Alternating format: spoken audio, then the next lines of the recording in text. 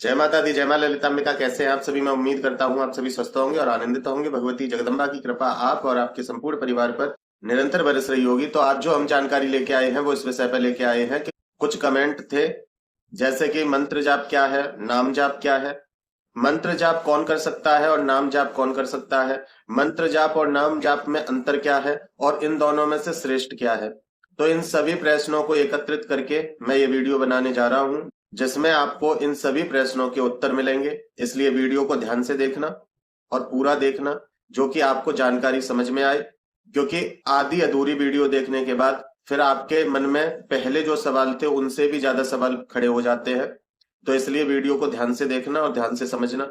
जानकारी पसंद आए तो वीडियो को एक लाइक अवश्य कर देना, कमेंट में जय माता दी लिखना। चैनल पर आप पहली बार आए हैं तो चैनल को सब्सक्राइब कर लेना, क्योंकि मैं इसी प्रकार की रोचक और ज्ञानवर्धक जानकारी लेके आता रहता हूं। तो आइए वीडियो को शुरू करते हैं। सबसे पहले बात करते हैं कि नाम जाप क्या है। तो नाम जाप का तात्पर्य होता है कि अपने इष्ट का, भगवान का बार बार निरंतर नाम लेना, उनको याद करना। जैसे राम राम राम राम राम राम, काली काली काली काली काली काली, दुर्गा दुर्गा दुर्गा दुर्गा दुर्गा दुर्गा, कृष्ण कृष्ण कृष्ण कृष्ण, हरे कृष्ण हरे राम। इस प्रकार से जो नाम लिए जाते हैं वो नाम जाप कहलाता है। बहुत से लोग माँ माँ माँ माँ ये भी कहते हैं, ये भी नाम जाप है। ये कोई लंबा मंत्र नहीं होता है, ये केवल ईश्वर का नाम, भाव, प्रेम और समर्पण होता है। नाम जाप की विशेषता क्या है? क्या नाम जाप कठिन है? तो बिल्कुल नहीं, नाम जाप बहुत सरल है। आप कभी भी नाम लेते हैं तो ये भगवान के हृदय तक पहुंचता है और ये बहुत सरल है। इसको हर कोई कर सकता है, चाहे वो बच्चा हो, चाहे वृद्ध हो, चाहे कोई पुरुष हो, चाहे स्त्री हो, चाहे कोई रोगी ही क्यों ना हो, चाहे कोई साधक हो या चाहे कोई भक्त हो। नाम जाप हर कोई कर सकता है। नाम जाप में नियम क्या है? तो नाम जाप में कोई नियम नहीं है। नाम जाप में ना तो कोई समय की पाबंदी होती है कि इतनी देर करना पड़ेगा या इतनी काउंटिंग करनी पड़ेगी। तो ऐसा कोई इसमें पाबंदी वाली बात नहीं है। नाम जाप के लिए ना तो आसन चाहिए, ना आपको माला की आवश्यकता है, ना ही समय का ध्यान रखने की आवश्यकता है, ना काउंटिंग की आवश्यकता है। नाम जाप के लिए केवल भाव प्रधान है। यदि आपका भाव है, जो आपका भाव निकल रहा है, जो आपका भाव प्रकट हो रहा है, उस प्रकार से आप नाम जाप कर सकते हैं।